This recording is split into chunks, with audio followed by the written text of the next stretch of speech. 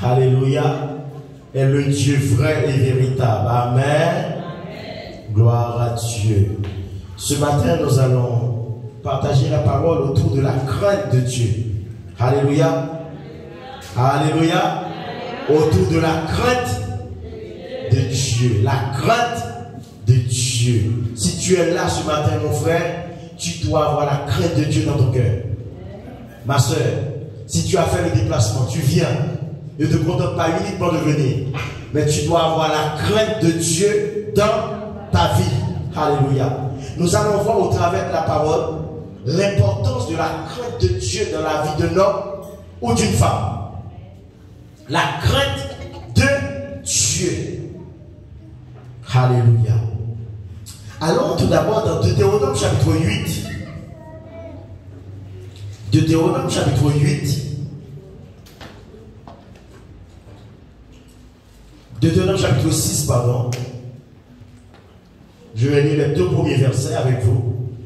Deutéronome chapitre 6. Voici les commandements, les lois et les ordonnances que l'Éternel votre Dieu a commandé de vous enseigner,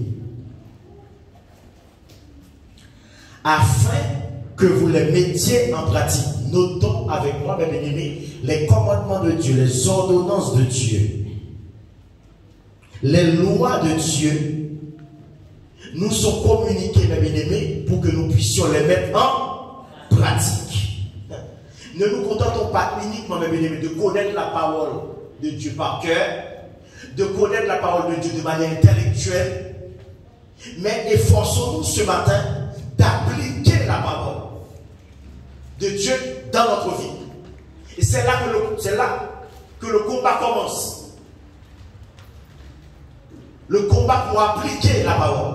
Je sais ce que Dieu dit, mais comment l'appliquer dans ma vie? Alléluia. Alléluia. Dans Matthieu chapitre 5, la Bible nous dit que votre oui soit oui, que votre non soit non. Que votre oui soit oui, que votre non soit. Mais ce matin, posons-nous la question, combien de fois, mes bien-aimés, nous avons dit oui, et puis par la suite, nous disons non. Et ça ne nous dit rien. Alléluia. Pourtant, c'est dans la parole. Que votre oui soit oui, que votre non soit non. Application de la parole ce matin.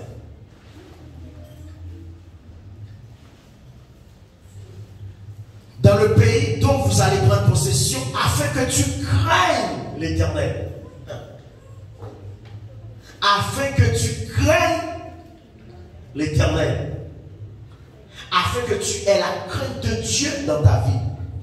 Mon frère, ce matin, tu dois avoir la crainte de Dieu. Il y a des choses, même si aucun œil ne te voit, que tu ne dois pas faire sur la terre. Nous sommes ensemble? Alléluia. Alléluia. Même si attends, il n'y a personne, tu es tout seul dans un endroit isolé, il y a des choses que tu ne dois pas faire devant la face de Dieu. Pourquoi? Parce que tu as la crainte de Dieu dans ton cœur.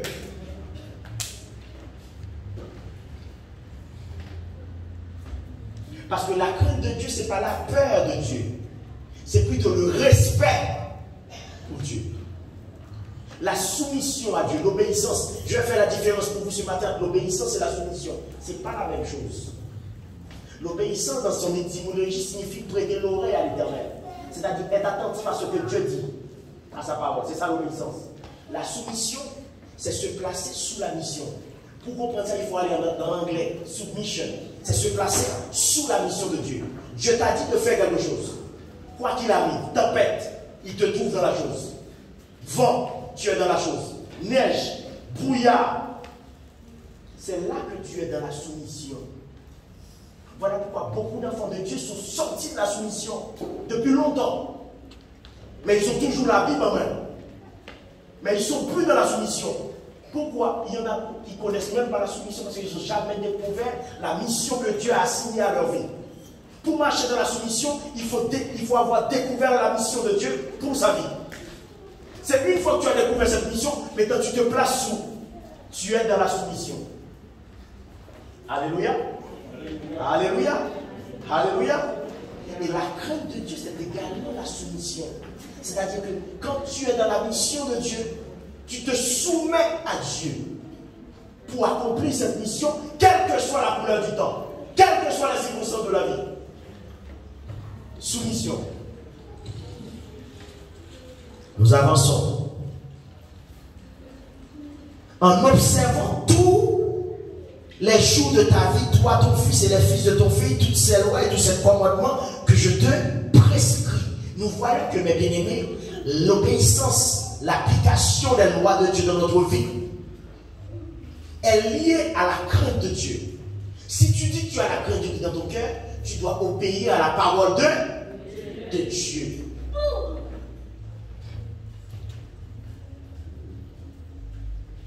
Gloire à Dieu. Nous allons voir que la crainte de Dieu est une obligation spirituelle pour les enfants de Dieu. Malachie chapitre 1er. Allons dans la Malachie, c'est le dernier livre de l'Ancien Testament. Très rapidement. Malachie. Malachie 1er. Le verset 6. Je vais lire avec vous. Malachie chapitre 1er. Nathan, s'il te plaît. Malachie chapitre 1er. Avant Matthieu. Malachie chapitre 1er, verset 6. Un fils honore son père et un serviteur son maître. Un fils honore son père et un serviteur son... Voilà pourquoi Jésus a dit, nous sommes plus que fils maintenant. Nous sommes plus que serviteurs. Nous sommes fils. Parce que Dieu est notre Père. Si je suis père, où est l'honneur qui me tue? C'est Dieu qui parle à travers une prophétie. Si je suis père, où est l'honneur qui me tue? Ça veut dire que Dieu, le Seigneur est en train de nous parler ce matin. Si tu dis que Dieu est ton père, est-ce que tu honores Dieu vraiment? Tu pries Dieu comme ton père. Tu dis que Dieu est ton père. Est-ce que tu sens que ta vie honore Dieu? Pose-toi la question toi-même ce matin. Juge-toi toi-même. Regarde dans ta vie, mon frère, ce matin. Est-ce que ta vie honore Dieu? Parce que le Seigneur m'a posé cette question au peuple d'Israël. Si je suis ton père, où est l'honneur? Parce que, mes bien-aimés, un fils doit honorer son père. Amen. Amen. Ça veut dire, si tu reconnais que Dieu est ton père ce matin, tu dois honorer Dieu. Regarde dans ta vie comment tu honores Dieu.